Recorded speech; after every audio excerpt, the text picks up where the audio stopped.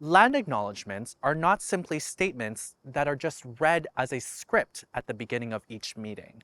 They are an opportunity to self-reflect, connect to the land, and Indigenous peoples past, present, and future. Components of a good land acknowledgement involve acknowledging the territory, both traditional and colonial land, and how colonial processes have contributed to land dispossession, if applicable.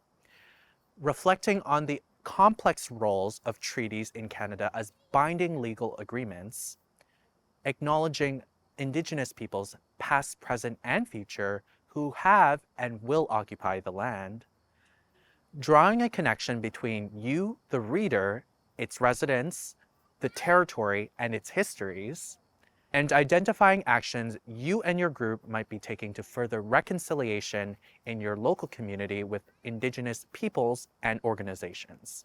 And the list goes on, but when you are writing your land acknowledgement, it's important to do your research and reference sites like Native Land that provide geographic boundaries for traditional territories and treaty lands.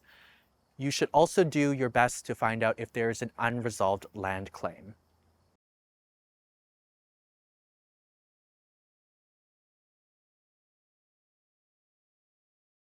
When you are done crafting a first draft, be sure to edit for any inaccurate and dated terms, as that damages First Nations, Inuit, and Métis communities across Canada.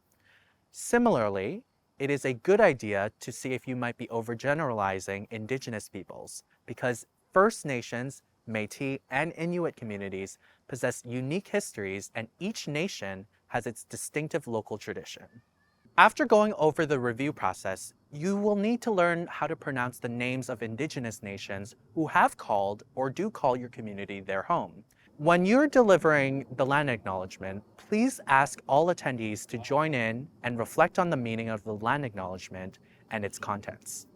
If you are planning to partner with local Indigenous and non-Indigenous community organizations, it is important to reach out as soon as possible to ensure these groups and organizations have enough time to fit your debate into their programming schedule. However, also consider how and why these organizations might feel apprehensive about collaborating on a debate to elect a member of a colonial government at any level. Respect whatever decision they make. It is also important to acknowledge their assistance and advice at the outset of the debate, especially if they have been invited to co-plan and strengthen your debate.